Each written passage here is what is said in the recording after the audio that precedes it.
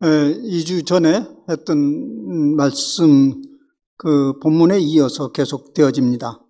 우리가 믿음의 그 의미, 그 본질을 이해하기 위해서는 히브리서가 참 좋습니다. 그 중에서 11장 본문이 더욱 그러합니다. 그래서 우리가 믿음 생활을 좀 진지하게 알고 제대로 하고 싶다 하면 이 히브리서 11장 말씀을 좀 깊게 숙고하면 좋습니다. 2주 전에 11장 말씀을 이제 시작으로 말씀을 증거했는데요. 한 번으로 끝나기에 이제 부족하고 또 아쉽다는 그런 제가 얘기를 한 적이 있는데 다른 사람들도 그런 반응을 보였습니다. 그래서 오늘도 그 이어서 계속되어진 말씀을 가지고 오늘 함께 생각해 보고자 합니다. 오늘 말씀은 조금 초점을 달리 잡습니다. 믿음이란 무엇인가? 간단하게 오늘 본문에서 전해주는 의미는 믿음은 세대를 이어가는 특징이 있다. 세대를 이어가는 특징이 있다. 히브리서 말씀을 보면 어느 말씀보다도 많은 이름들이 등장하죠. 그 이름이 이렇게 차근차근 세대를 따라서 이렇게 전개되는 것을 보게 됩니다. 그래서 그 믿음의 조상들이라고 하죠. 그 믿음의 조상들을 자세히 들여다보면 이런 느낌이 듭니다. 앞서간 그 조상이 없었으면 그 다음에 이어지지 않았겠구나. 또 그것이 제대로 다음으로 연결되지 않으면 또 그 다음이 없었겠구나. 그런 암시를 줍니다. 그래서 여기서 믿음의 본질은 세대를 이어가는 특징이 있다. 이렇게 말할 수 있습니다. 믿음의 생활을 개인의 일로만 끝난다면 그것은 미완성적 믿음이라고 할 수 있습니다. 다음 세대로 이어져 가면서 우리의 믿음이 완성되어져 갑니다. 그렇게 해서 우리가 믿는 바가 더 나은 본향을 위해서 달려가는 것이죠. 2주 전에 얘기했습니다. 우리의 믿음은 그 다음으로 이어서 계속 완성되어져 가는 것이다. 그리고 또 오늘 본문에 보면 그 믿음을 다음 세대로 이어가는 그 사람들의 특징이 나타납니다. 그것이 이제 진실로 믿음을 가진 사람들의 전형적인 모습이라고 할 수 있습니다. 오늘 말씀에서는 이 둘을 생각하고자 합니다. 다시 말하자면 믿음은 세대를 이어가는 특징이 있다. 그리고 세대를 이어가는 그 사람들의 전형적인 모습이 있다. 이것에 이제 집중할 것입니다. 우리가 세대를 잇는 신앙, 세대를 이어가는 믿음 하면 우리 오늘 살아가는 우리 부모들 세대는 상당히 부담이 느껴집니다. 요즘은 젊은이들이 교회에 대해서 그렇게 매력을 갖지를 않습니다. 신앙생활에 대해서 그렇게 큰 가치를 두지를 않습니다. 그래서 젊은이들이 새로 교회에 유입되기는커녕 있는 젊은이들도 자꾸 떠나가는 현상을 보이게 됩니다. 다른 사람은 그만두더라도 우리의 자녀들이 그렇습니다. 교회는 다닌다 하지만 겨우 부모 체면 봐줘서 유지하는 정도가 비일비재합니다. 그래서 우리는 위기의식을 느낍니다. 이러다가는 우리의 신앙이 다음 세대로 이어질까 하는 염려가 있습니다. 그렇다고 해서 오늘 저는 이 다음 세대 교육을 어떻게 할 것인가 그것을 얘기하고자 하는 것은 아닙니다. 왜냐하면 우리 대부분 여기 앉아있는 분들은요 교육할 자녀들이 없어요. 벌써 다 떠나가 버렸어요. 대부분 태반들은 다 떠나갔어요. 영향을 줄래야 줄 수도 없는 그런 상황에 있는 사람들이 대부분입니다. 그래서 우리 자녀들을 어떻게 교육시킬까 그런 얘기 여기 할 일이 없습니다. 그럼 우리가 할 일은 없는가? 그러네요. 우리 손을 다 떠났으니까 할 일은 없는 것인가? 그렇지는 않습니다. 그들을 염려하기 전에 우리 자신을 좀 돌이켜볼 필요가 있습니다. 신앙의 정비를 가다보면서 다음 세대들이 돌아오고자 할 때 돌아올 틀을 만들어주는 것은 우리의 일입니다.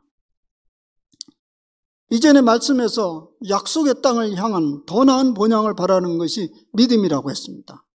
그 나은 본향의 흔적을 우리가 남겨주어야 합니다. 그래야 다음 세대들이 그 흔적을 따라서 들어와도 자리를 펼 자리가 있는 것입니다. 더 나은 본향의 흔적을 남겨주는 것입니다. 사실 우리의 믿음도 돌이켜보면요.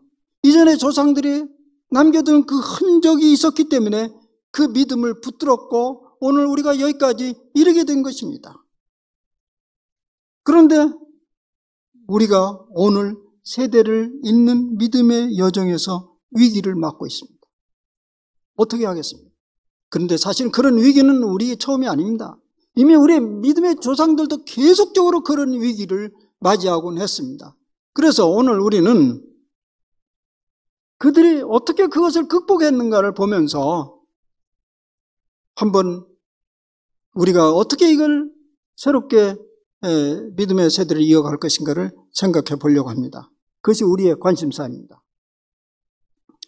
믿음의 여정을 막 시작한 지금 아브라함도 보면요, 시작하자마자 지금 위기가 닥쳐오고 있습니다.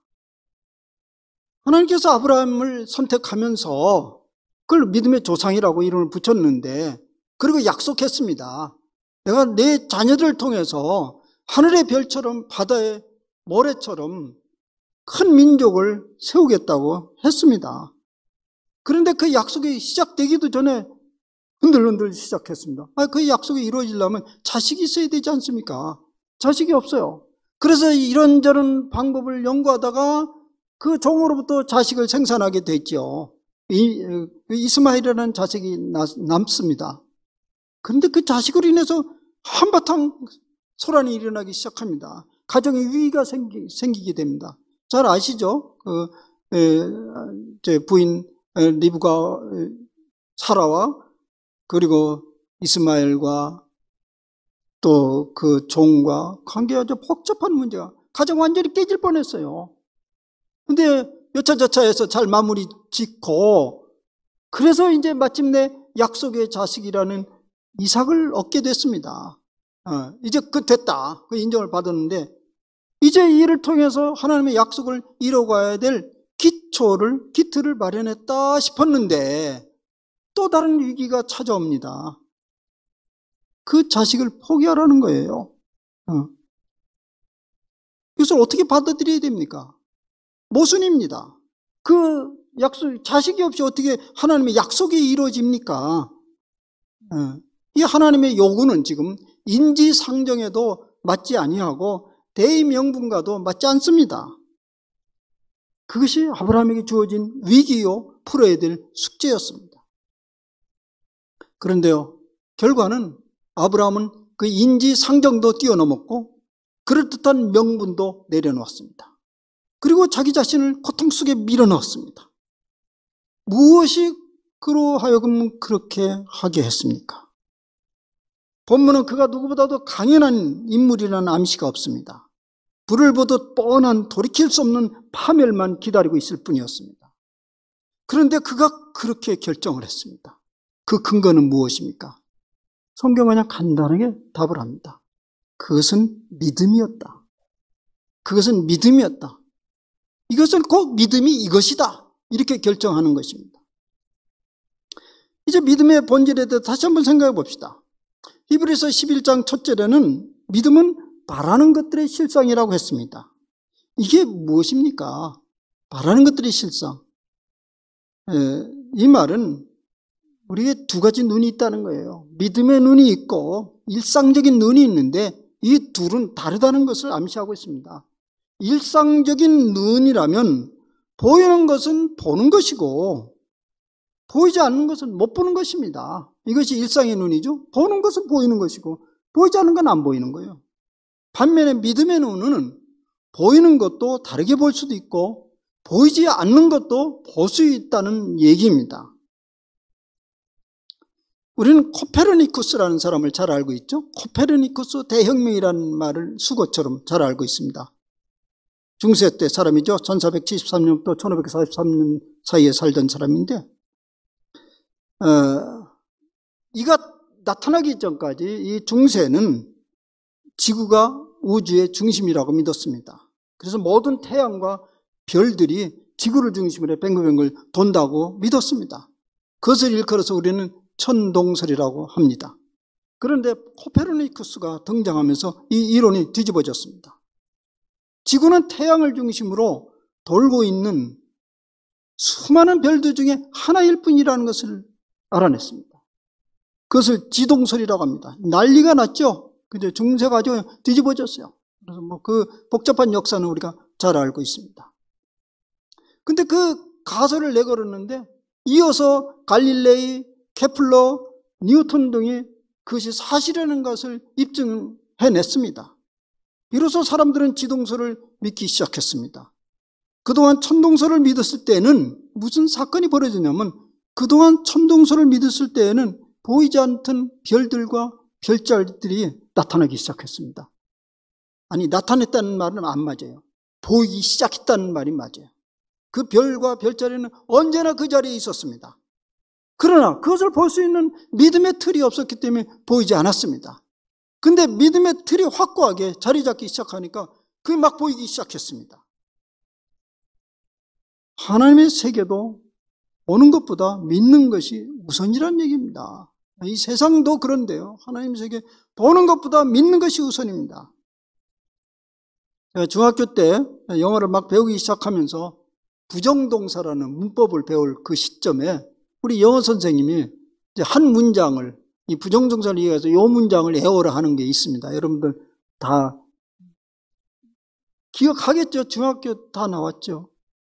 중학교 때 영어 배웠죠? 그 기억나세요? 뭔지? To see is to believe. 기억나요? To see is to believe. 보는 것이 믿는 것이다. 서양 과학적 사고방식이죠. 합리적 사고방식의 한 단면을 얘기하는 격언입니다. 근데 성경을 보니까 이건 뒤집어야 되겠어요. To believe is to see. 그죠? 믿는 것이 보는 것이다. 이런 것입니다. 보는 것으로 믿는 것이 아니고 믿음이 보이게 한다는 말입니다. 보는 것보다 어떤 믿음을 가지고 보느냐가 더 중요하다는 말이죠. 믿음이 보는 관점을 바꾸게 하는 것이지 보는 것이 우리의 관점을 바꾸지 않습니다. 오늘 아브라함이 맞고 있는 위기는 지금 엄청난 고통입니다. 그가 그것을 어떻게 극복했습니까? 믿음 때문이라고 합니다. 믿음의 눈으로 그 고통을 들여다보니 그것은 파멸이 아니고 그 너머에 희망이 달려오고 있는 것을 보게 된 것입니다. 일상적인 눈이라면 고통은 단순히 무의미하고 파괴적일 뿐입니다. 그래서 사람들은 될 수 있으면 고통을 피하려 합니다. 고통을 피하려고 해요. 왜냐하면 일상적인 눈으로 보면 보이는 게 그거밖에 없기 때문에 그래요. 저도 그래요. 제가 어제 밤에 그것이 입증이 됐습니다. 꿈을 꿨는데요. 아니, 늑대가 나한테 달려드는 거예요. 네. 그래서 정신으로 늑대를 피하려고 도망가다가 두 팔이 다 잘라버렸어요. 그리고 눈이 번쩍 떠서 내가 굉장히 후회가 되더라고. 이럴 바에 내가 달려 붙는 건데 한번 정면을 보고 그걸 도망가다가 어차피 당할 걸 다 당하고 정말 창피해 죽겠다. 우리의 모습입니다. 고통이 달려오면 피해봐야 피할 길이 없어요. 붙어서 넘어가야 되는데 믿음이 없는 거예요. 믿음이. 아브라함이 그 고통을 믿음으로 바라다 보니까 희망이 달려붙는 거예요. 오늘 그 결과가 19절 말씀입니다. 그가 하나님이 능히 이삭을 죽은 자 가운데서 다시 살릴 줄로 생각한지라. 비유컨대 그를 죽은 자 가운데서도 도로 받은 것이니라. 이 말은 아브라함이 이삭을 바치기로 결의한 순간은 하나님이 이삭 대신에 다른 재물을 예비할 것이다. 이것을 믿은 것입니까? 아니요. 그런 얘기가 아니에요. 약속된 아들이 죽임을 당한다 할지라도 하나님의 약속은 결코 파기되거나 훼손되지 않을 것을 믿는 하나님에 대한 신뢰를 말합니다. 이 이삭이 제물로 죽을지라도 그를 부활시켜서라도 하나님의 약속은 반드시 실현될 것이라는 믿음입니다. 아브라함의 믿음은 하나님의 약속에 대한 무한 신뢰입니다. 하나님은 우리의 이성과 합리적인 사고를 사용하시기도 하지만 그것을 무조건 내려놓기도 하십니다. 어떤 방법을 통해서라도 하나님은 하시고자 하는 일을 하십니다. 훼손되지 않습니다. 그것을 믿는 것이 믿음입니다. 우리 조상들은 그런 믿음을 잘 가지고 있었어요. 하늘이 무너져도 솟아날 구멍은 있다. 그 얘기입니다. 뭐라고 그러겠어 또? 죽는 것밖에 더 일이 있겠어. 죽는 일밖에 더 일이 없다는 거예요. 믿음입니다. 믿음은 뭐 죽으면 하나님 알아서 하겠지. 그런 얘기죠. 그런 믿음의 행로는 아브라함뿐만 아니라 성경에서 보여주고 있는 모든 믿음의 조상들이 가지고 있는 공통된 특징입니다. 그래서 오늘 본문은 그 인물들을 연속해서 등장시키고 있습니다. 뭐 오늘 그 인물 쫙 많은데요. 그것도 하려면 또 하루 종일 걸리죠. 그래서 오늘 특징적인 것만 한 두 사람 뽑아서 잠시 생각해 봅시다. 오늘 탁 드러나는 사람 중에 하나가 요셉이 드러납니다. 그 위기는 계속 우리가 이제 추측만 해도 다 알잖아요. 그 조상들 쭉 한번 머릿속에 끄집어내 보세요. 다 매 순간에 위기가 있었잖아요. 야곱도 그랬고, 그 야곱은 넘어가고요. 요셉의 얘기입니다. 요셉은 그 위기라고 할 수 없는 그 순간의 위기를 자초하고 있습니다. 요셉은 잘 알죠? 애굽에 가서 총리가 돼가지고 굉장히 영화를 누린 사람인데 그분이 이제 생애를 마치면서 후손들에게 마지막에 유언을 남깁니다. 유언이 뭐냐면 이스라엘 자손들이 떠날 것을 말하고 또 자기 뼈를 위하여 명하였다. 이 말이나요? 떠날 것을 명하고 자기 뼈를 위하여 명하였다. 사실 그때 이스라엘 백성들은요, 당대 지금 요셉이 그때 유언하고 있었던 그 당대 그때에는 이스라엘 자손들이 애굽 왕으로부터 엄청난 혜택을 누리고 살던 때입니다. 말하자면 잘 나가는 때입니다. 그러면 그때 유언할 때 이렇게 얘기하면 안 되죠. 야 봐라, 우리가 이렇게 서게 된 것은 이 왕에 대해서 우리가 어떻게 행동을 처신할 것을 알았기 때문에 그러다. 야, 내가 했던 대로 너희들이 잘 이어가면서 이 전통을 잘 이어가야 된다. 그렇게 얘기를 해야 되죠. 그런데 뭐라고 얘기하냐면 이곳은 우리가 살 것이 못 된다. 떠날 준비를 하라. 그리고 내가 한마디 더 한다. 니들 안 떠나도 내 뼈는 파다가 거기다 갖다 놔라. 그런 얘기를 한 거예요. 굉장히 단호하게. 네. 이것은 더 나은 본향을 예고한 것입니다. 이것이 고향이 아니라는 걸 예고한 것이죠. 사실은 잘 나가는 때 이런 예고는요, 세대를 잇는 믿음의 위기라고 할 수 있어요. 아니, 아무것도 보이지 않는데 그걸 따르라고? 어쨌든 여차여차해서 그 모순된 현실을 현실로 받아들이면서 믿음의 세대는 이어져 갔습니다. 이제 모세를 살펴봅시다. 그도 애굽의 영화를 떠났다고 말합니다. 24절의 말씀인데요. 믿음으로 모세는 장성하여 바로의 공주의 아들이라는 칭함 받기를 거절하고 도리어 하나님의 백성과 함께 고난받기를 잠시 죄악의 낙을 누리는 것보다 더 좋아하고 그리스도를 위하여 받는 수모를 애굽의 모든 보화보다 더 큰 재물로 이겼으니 이는 상주심을 바라봄이라. 어떻게 이런 선택을 할 수 있어요? 간단하게 얘기합니다. 믿음 때문이다. 그 믿음의 실현 뒤에 실체를 본다는 것입니다. 무슨 실체를? 사실 이 모세는요, 상당한 이제 고통을 당하면서도요, 남들이 못 보는 무엇을 봤다는 것을 지금 얘기하고 있습니다. 여기 사실 우리가 좀 받아들이기가 어려운 이런 얘기가 나와요. 그게 언제 된 얘기인데 그리스도가 고난받는 그것을 비전으로 봤다고 얘기를 합니다. 그리스도가. 사실 여러분들이 믿기 어렵겠죠, 그죠? 성경이니까 그렇게 얘기하지, 그렇게 얘기하는데요. 이것은 뭐 그것이 믿을 수 있느냐, 그것보다 더 중요한 거 있습니다. 히브리서 기자가 이 모세의 이런 모습을 믿음에 보여주는 이유는 이것입니다. 믿음은 개인의 구원이나 개인의 안정을 훨씬 뛰어넘는 세대를 이어가는 행위라는 것을 보여주고 있습니다. 세대를 이어가는, 계속 세대를 이어가는 것이 믿음이다. 만약 믿음이 개인사의 일이었다면 모세는 주어진 궁전의 영화를 하나님의 축복으로 받아들이면 그만입니다. 그러면 이스라엘 백성들에게 그러면 이스라엘 백성들의 베풀 구원의 역사는, 해방의 역사는 어떻게 이루어지는 것입니까? 그리고 하나님의 약속은 어떻게 이루어지는 것입니까? 그래서 그는 세대를 잇는 믿음을 위해서 기꺼이 공정의 영화를 포기했다는 얘기입니다. 오늘 우리는 우리의 믿음이 세대를 이어갈 수 있을지에 대한 위기에 봉착해 있습니다. 그동안 우리는 믿음을 개인사로 다뤄왔습니다.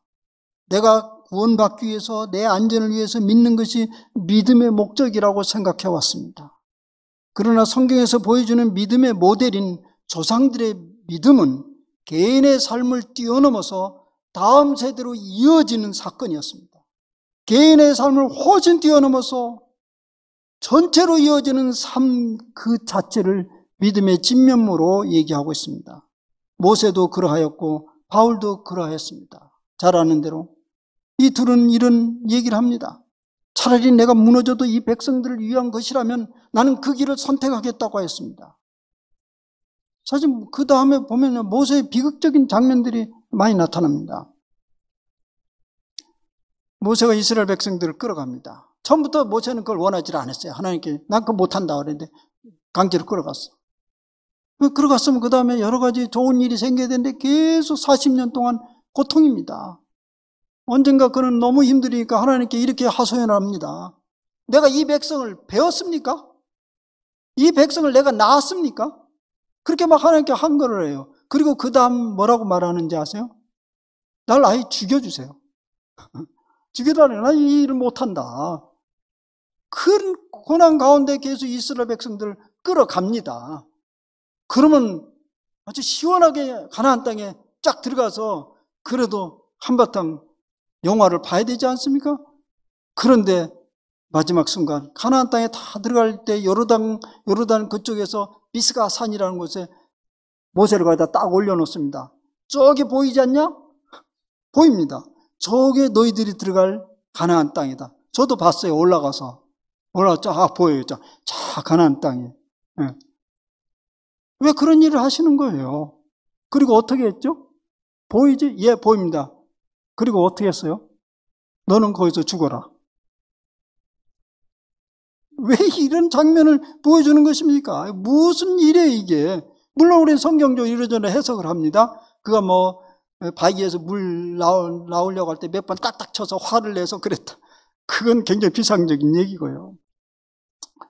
어쨌든 세대를 잇는 역할은 거기서 끝났다는 거예요. 말하자면 하늘에 썩어진 미랄의 신앙을 보여준 것입니다.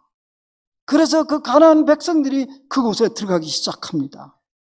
만약 모세의 썩어지는 미랄이 없었더라면 그들은 가나안의 백성으로서 들어가지도 못했을 것이고 더 나은 본향을 바라보지도 못했을 것입니다.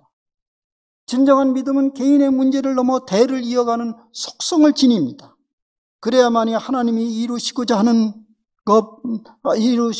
보다 더 나은 본향, 더 나은, 더 온전한 세상인 새하늘과 새 땅을 실현하게 됩니다.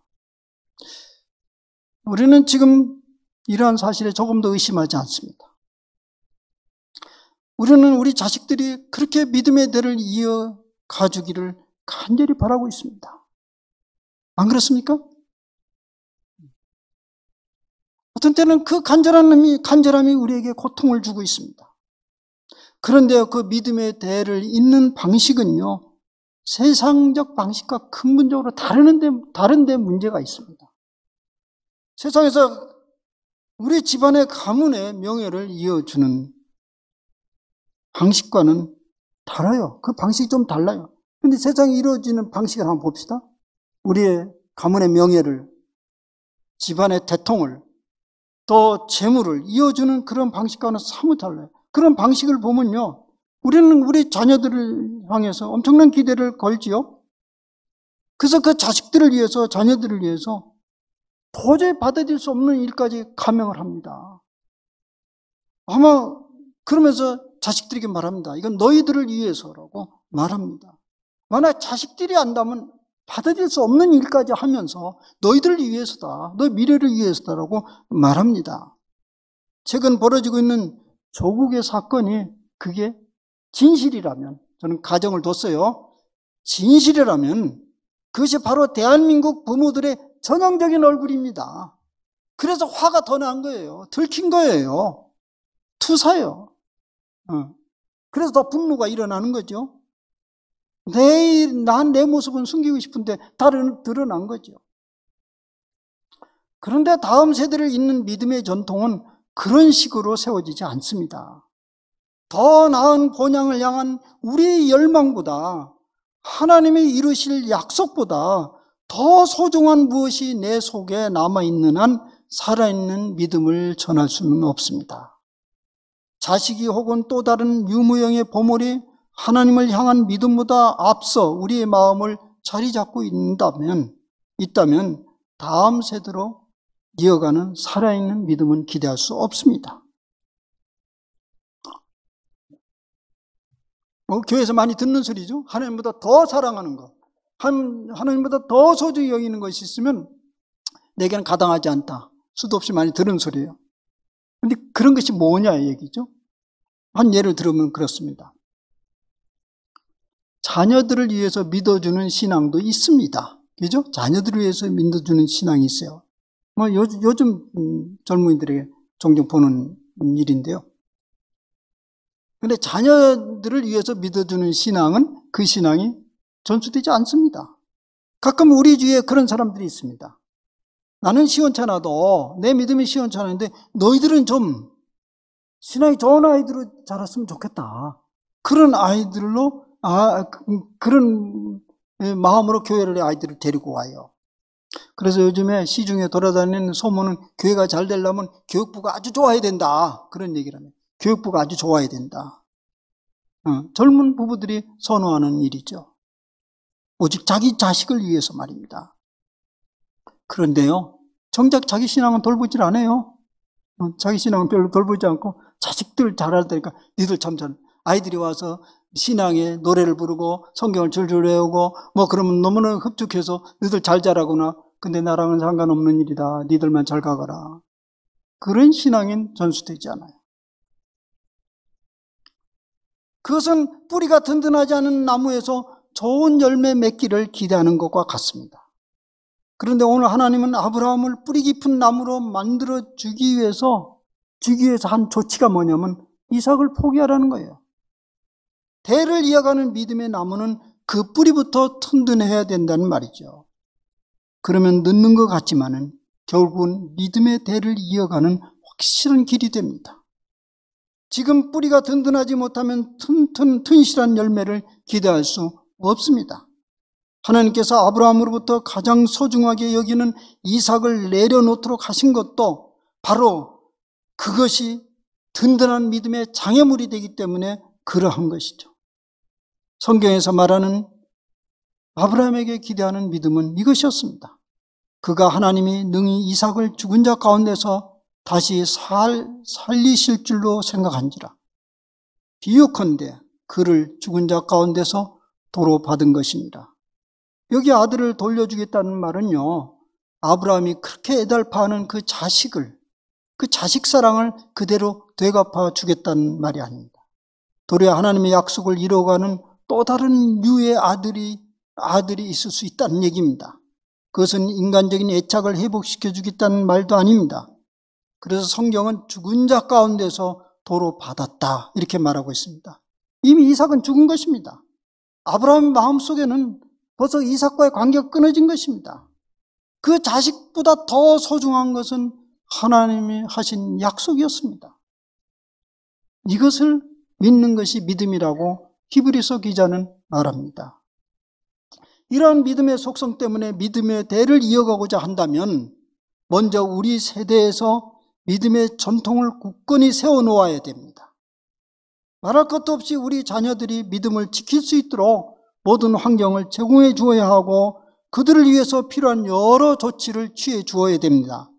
그러나 그것보다 더 소중한 것은 그 자녀들에 대한 집착으로부터 자유로워질 정도로 우리의 믿음의 뿌리를 굳게 내려야 됩니다. 그것이 믿음의 원리입니다. 제가 서양 여러 교회들을 둘러보면서 느낀 바입니다. 오늘날 많은 서양 교회들을 돌이켜보면요. 그 주축을 이루는 세대들이요. 다 노년 세대입니다. 예. 얼마 전에 이제 미국 교회를 목회하고 있는 한 목사님을 만났는데요. 예. 한 100여 명 되는 목회를, 미국 교회, 미국 백인들 목회를 하는 한인 목사였어요. 그러면서 얘기를 하더라고요. 우리 교회 재정장로님 83. 중요한 일들을 하는 사람 다 80대래요. 말이 제대로 통하기가 어려울 정도로. 그런 얘기를, 그래도, 그럼 돌아오라고. 그 사람 상당히 똑똑한 사람이에요. 아주 똑똑한 인물이. 내가 아깝다고 그랬어요. 당신은 왜 거기 앉아있냐? 그래도 나는 이들을 향해서 희망이 있다고. 다음 세대를 이뤄가는 든든한 제목이라고. 제가 경험한 얘기는 이렇습니다. 오래전에 한 10여 년, 10수년 된 얘기인데요. 제가 핀란드의 한 교회에 초청을 받았습니다. 루터 교회인데요. 주일날 이제 그 교회 가봤더니요. 교회가 얼마나 큰지요. 어마어마하게 큰데 교인들 한 5, 60명 앉아 있더라고요. 그래서 이 강대상과 이 청중들과 사이가 한 100m는 되는 것 같아요. 가마득해요. 그래서 예배 드린 다음에 저기까지 가기가 너무 힘들어가지고 그냥 성도들은 가시오. 우리는 우리 갈 길 갑니다. 그렇게 갈 정도. 그래. 5, 60명이 앉아있어요. 그날 예배를 두 분이 집전을 했습니다. 그러면서 이제 목사님이, 우리 목사님이 둘 아니고 5명이 더 있대요. 7명이 이 교회를 섬긴대요. 그래서 내가, 아니 7명이 뭐합니까? 5, 60명 가지고. 나머지는 어디 가서 뭐하고 놀고 있습니까? 물어봤더니 이분이 한수 더 떠가지고, 우리 교회 7명만 있는 게 아니라 스텝 멤버가 40명이라고. 그래서 좀만 이제 운전을 하면서 좀만 기다려라. 우리 교회 사무실을 알려줄 테니까. 갔더니 한 4, 5층 된 건물인데 거기 스텝들이 다 일하고 있대요. 7명. 이해가 가지 않는 구조입니다. 얼른 자본주의 사고에 물든 저는 돈은 어디서 나나. 그 생각을 했는데 차근차근 얘기를 해두군요. 그 목사님, 담임 목사 얘기를 들으면서 제 속에는 새로운 희망이 일어나는 것을 느꼈습니다. 주일날 출석하는 교인들만이 우리 교인이 아닙니다. 그 외 직간접적으로 이 교회에 관련된 신자들이 15,000명이나 된대요. 저희들이 그 모든 사람들이 목회의 돌봄인데요. 근데 그 15,000명의 사람들은 뭐냐면 이미 그 믿음의 조상들이, 그들의 부모들이 거기에 쌓아놓은 터전을 향해서 계속 그들은 끊임없이 드나들고 있습니다. 끊임없이 드나들고, 물론 교회, 서양에서 흔히 볼 수 있는 장면인데요. 교회 앞에는 그 조상들이 다 잠을 자고 있었습니다. 많은 교상들이 거기 잠을 자고 있었고, 그 외에 교회 안에 들어가면 그 조상들의 재치가 물씬 풍겨나는 여러 가지 헌신과 땀들이 거기에 몰려 있었습니다. 그 후손들이, 자녀들이 끊임없이 교회로 드나들고 있습니다. 그리고 온전히 거기에 정착하고자 하려고 할 때 그 교회는 팔을 활짝 벌리고 기다리고 있었습니다. 이미 그들이 돌아오려고 하면 돌아올 수 있는 터전을 완전히 마련해 놓고 있었습니다. 저는 그 교회가 겉으로 보기에는 굉장히 쇠약하는 가는 교회처럼 보였는데요. 내용을 보니까 그 교회는 세대를 이어가는 번성하는 교회처럼 느꼈습니다. 뭐 유럽 교회나 이런 교회들을 그냥 겉만 착 보고 이거 많은 교회다 그런 얘기를 하는데요. 오랜 세대를 지난 그들은 그 노하우를 알고 있습니다. 믿음의 전통을 이어갈 줄을 아는 그런 것을 제가 인상을 받고 왔습니다. 지금은 비록 쇠해지는 노인들이 주축을 이루는 것 같지만 그 교회는 앞마당이 언제나 활짝 열려져서 돌아올 사람들을 기다리고 있습니다. 돌아오면 언제나 받아들일 준비를 하고 있습니다. 제가 미국 교회 상황을 책에서 읽은 적이 있습니다. 벌써 20여 년 전의 일이니까요. 그때로 넘어가서 생각해 보시기 바랍니다. 지금 미국의 베이비 부모 세대들이 교회로 돌아오고 있다고 합니다. 베이비 부모 세대들은 제2차 세계대전이 지나서 이제 미국이 굉장히 번성할 때 일입니다. 뭐 대충 얘기를 하면 이제 부시나 조지 부시나 그다음 오바마나 클린턴이나 다 이런 베이비붐 아니 오바마는 좀 뒷세대죠. 클린턴이나 부시가 그 베이비붐 시대인데요. 그때는요 미국이 최강대국이었죠. 물론 지금도 미국이 최강대국이지만 그때는 누구도 추정할 수 없는 가장 부유하고 가장 강력한 힘을 가지고 있었을 뿐만 아니라 물질적으로 풍요하니까요. 지식적으로도 굉장히 자유로워졌습니다. 신앙적으로도 굉장히 자유로워졌고 좋은 교육을 받았습니다. 그러니 그들이 점점점 부모의 품을 떠나면서 교회를 떠나갔습니다. 그런데 그들이 세월이 흘러서 지금 교회로 유입되기 시작합니다. 그러면서 그들을 위해서 우리는 무엇을 준비했는가라는 그런 글을 제가 봤습니다. 믿음의 세대들이 세워놓은 신앙의 고향으로 그들은 돌아오고 싶어 하는데 그때 돌아와 보니까 거기에 황폐한 집밖에 없다면 그들은 어디로 갑니까? 길을 잃어버리는 것입니다. 사랑하는 여러분, 우리가 다음 세대의 믿음의 여정을 염려한다면 지금 우리가 할 수 있는 일이 무엇인가를 생각해야 됩니다. 믿음이란 대를 이어가면서 완성되어져 가는 것입니다. 그러니 후에 그들이 돌아오고자 할 때 기꺼이 맞이해 줄 수 있는 기틀을 우리가 남기고 가야 합니다. 그 다음 세대를 잇는 일은 그들의 일이 아니고 우리의 일입니다. 우리 자신이 더욱 건강한 믿음의 전통을 세우고 다음 세대가 이어갈 수 있는 믿음의 토대와 집을 마련해 놓아야 됩니다. 지금 곧 그 일을 시작해야 된다는 긴박감이 우리 속에 있어야 됩니다. 사랑하는 여러분, 우리 후손들이 믿음의 대통을 이어가기를 우리 모두는 다 간절히 바라고 있습니다.